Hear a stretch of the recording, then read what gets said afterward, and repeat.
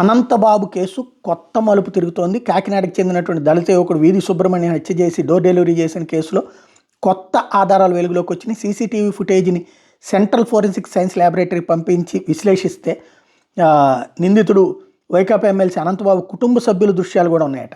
హత్య కొద్ది నిమిషాల ముందు, తర్వాత ఆయనతో ఎవరెవరు కలిసి ఉంది గుర్తించారట.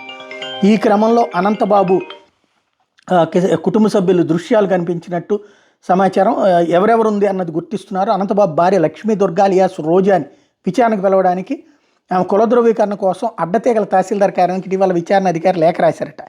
ఈ విషయాన్ని రెవెన్యూ సిబ్బందిలో ఒకళ్ళు అనంతబాబుకి చేరవేయడంతో అరెస్టు కోసమే తమ సమాచారం కోరుతున్నారని భావించిన అనంతబాబు భార్య హైకోర్టులో ఈ నెల 29న యాంటిసిపేటరీ బెయిల్ పిటిషన్ వేసింది. బలమైన సాంకేతిక ఆధారాలు బయటపడినటువంటి నేపథ్యంలో ఆమెని అరెస్ట్ చేయబోతున్నారన్నటువంటి అంశం. ఇది నేను ఇంతకుముందు కూడా చెప్పాను, వాళ్ళ కుటుంబ సభ్యులతో వచ్చినటువంటి గొడవ అతనికి అన్నటువంటిది ఇప్పుడు ఆ ఇష్యూ చర్చకు వస్తుంది.